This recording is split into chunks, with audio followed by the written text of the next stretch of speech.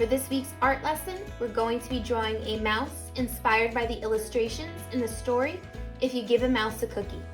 If you haven't had a chance to listen to the story yet, just go back to the first few slides of the PowerPoint and watch the video. It's short and it goes through the story, If You Give a Mouse a Cookie. And then you can come back to this video and we can do the drawing together. What you're going to need for this lesson is a piece of paper, white paper, any size will do, a pencil to draw with an eraser in case you make a mistake.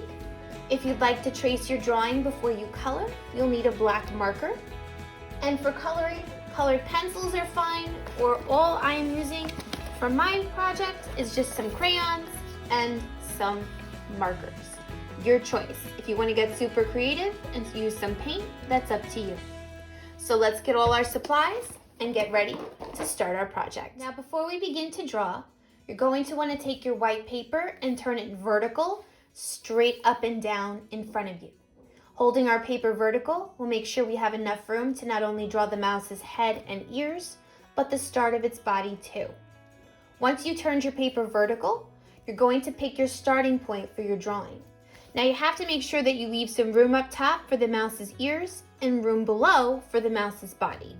So you're going to want to pick a point to begin somewhere towards the center of your paper. Once you have your starting spot, you make a little dot so you don't forget where you want to begin. We're going to put our pencil right on that dot. Remember, I'm drawing with a marker so you guys can see, but you need to start with the pencil so you can erase if you make a mistake. It goes right on that dot, and we're going to use shapes and lines that we have been practicing and that we already know and put them together to create our mouse. So we're going to start with a circle for the mouse's head. So right on that dot, my starting spot, I'm going to slowly go all the way around to make a circle for my mouse's head. And I don't want it to be too small. So take your time and make a nice size circle. Remember, if it looks a little too tiny, you can just erase it and try again. You should look at your drawing after every step, and if there's something that you need to fix, you just erase it and change it before you move on to the next step. So now that we have the circle for the mouse's head, we're going to make his nice big ears. Now the mouse in the story's ears are a little bit pointy and they're a little bit bigger than a normal mouse, so you can make them a pretty decent size. So we're going to go on the top of our circle and I'm going to make a line that goes up and a line that comes back down, almost like I'm making a triangle. I'm going to leave a little space and I'm going to do it one more time on the other side. Up, and I come back down. Now the mouse's ears, the outside is brown and the inside is pink. So to separate the outside from the inside, I'm just going to go right on the top of the ear and make another curved line. Remember, a curved line is a line that bends. It's not straight. And do the same thing in the other ear so they match. There we go. Now I'm going to start the face for my mouse. I'm going to go inside the circle and we're going to go towards the center, and I'm going to make a smaller circle for my mouse's nose. I'm going to make the eyes real easy up top. I'm going to make two smaller circles and color them in with my pencil. Later I could remember to color them in black. If you wanted to get creative and add some eyelashes or eyebrows, you could do that too, but two little circles for the eyes are perfectly fine. To make the mouse's mouth, we're going to go below the nose, and I'm going to start by making a straight line down, not too big. I'm going to take that line and I'm going to curve it out on both sides to start his mouth. And right in the middle below, I'll make one more curve for the bottom of the mouth. Now you have a choice. You could show his teeth, and if I want to show his teeth, I can make like a little square, just like that. Sometimes mice have sharp teeth that they use to bite through things, so you could do the teeth if you want, or you could just make the little tongue, two little curves, and then color in the rest black. If I wanted both, I would just color around the teeth. If I only wanted to make the tongue, I would just fill in the rest of the space black in the mouth, or color it in with your pencil, and then you can color it black later. Mice have whiskers on the side of their face, so we're gonna go right where the cheek would be in the empty spot above the mouth and put 3 little dots for us to get started. I'm gonna take those dots and now turn them into straight lines that come out to the side for whiskers. And I'll do the same thing on the other side. 1, 2, and 3. And there's the start of our mouse. Now that he has his head and his face and his pointy big ears, we need to make his body. Now I'm gonna show you how you can make the mouse have his arms down, or he can have his arms up. Maybe he's waving, or you want him to hold a cookie in his hand. I'll show you how to do both. No matter which one you'd like to make, it starts the same way. So right underneath our paper, where we have our head, we're gonna start by making 2 lines for the neck of the mouse. I'm gonna go right where that line ended. I'm gonna curve out on both sides to start the shoulders. I'm gonna continue that line down till it gets to the bottom of the page. Now in the story, our mouse is wearing blue overalls. So we're gonna make it look like he has overalls on in our drawing. If you'd like to change the clothes up a little bit and make your mouse a little bit different, of course you can. But I'm gonna use the illustrations in the story as inspiration for my picture, and I'm gonna make the overalls too.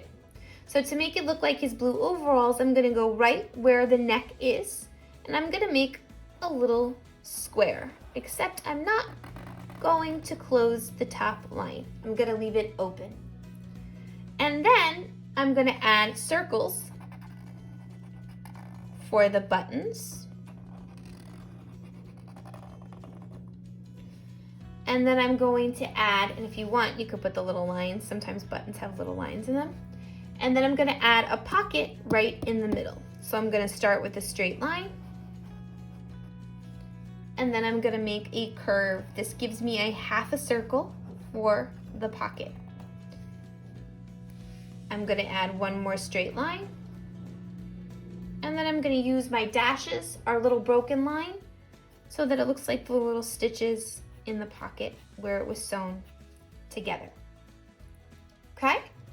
Now, if you have some room and you want to start to show the mouse's legs, we're not going to see all of his body, but if you want to see a little bit of it, I'll go right down in the middle and make a little V where his legs would start. Okay? Everybody draws different, so some of us may have space to do that, some of us may not.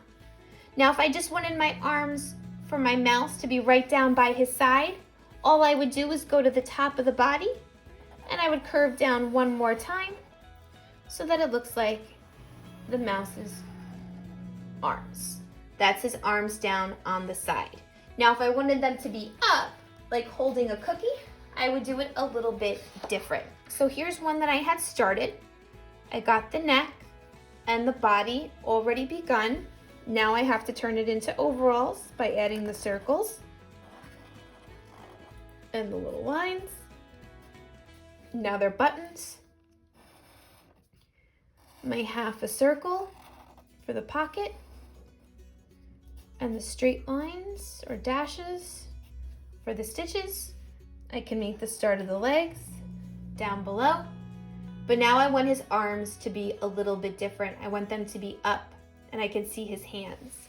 So now I'm gonna go back to the top and I'm gonna curve down, and I'm gonna make his fingers. So I'm gonna go 1, 2, 3. Now this arm, I'm gonna make it go up, so I'm gonna make that same curve. I'm just gonna make it in a different direction. So I'm gonna go back to the top and curve up this time. And I'm gonna go 1, 2, 3 for the fingers and curve back down to the body.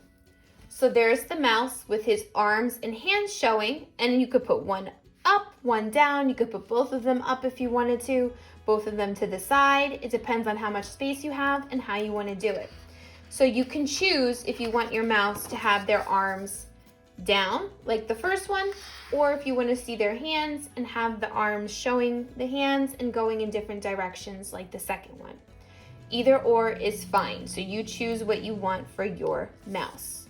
Now that we have the mouse done, we get to add the cookies, because that's the most important part of the picture, because in the story, you give a mouse a cookie. So we're going to use some simple circles to make some chocolate chip cookies, and since I have my hands showing, I'm going to make this mouse have the cookies in his hand. So I'm going to make a circle all the way in his hand, and then I'm going to make some little tinier circles for the chocolate chips. You could put one cookie. If you want to put another one down below, you could put a smaller cookie in his hand too. It's up to you. Once you have the cookies in the mouse's hands, you can of course put cookies all around the outside in all different size circles. I like to make the chocolate chips by just making the little dots that I color in with my pencil or my marker, but if you wanted to, you could even make chocolate chip cookies that are kind of more like triangles. Sometimes they're not perfect circles. It's up to you what kind of chocolate chips you want to put. Maybe your cookies are different. Maybe you don't even want to put chocolate chips in your cookie. Maybe you want to put sprinkles on your cookie. I could use little dashes, right? It's up to you. And I would fill up my picture with all the different cookies in the background.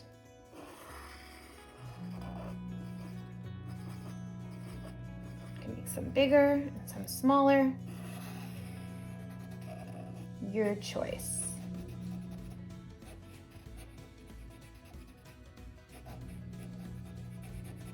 Okay? Now the other mouse, if you decided to make one where the arms were down, that's perfectly fine. You could still do the same cookies all around the outside. You just wouldn't put any in the mouse's hands. Now if you wanted to, besides the cookies, you could get a little creative and come up with something different you could add. Maybe you decide you're going to put a table that has a glass of milk on it. So maybe you put a big glass of milk in your picture,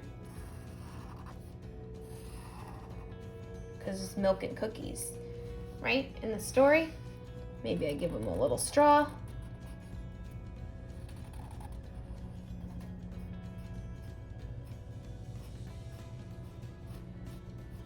You could do that.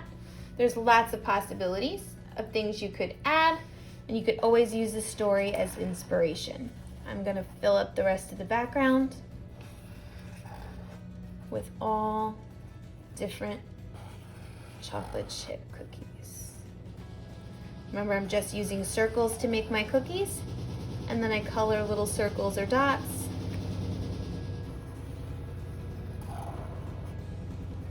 to make the chocolate chips. They could be circles or they could be triangles. That's fine too. Okay, and there you have it. So whether you made the mouse with his arms down or with his arms up holding a cookie, it's perfectly fine, and you can fill it up with all the different types of cookies all around the outside. Once you have your mouse drawn, if you want to take a black marker and trace your drawing so you can see it better, you can always do that before you color. It's up to you.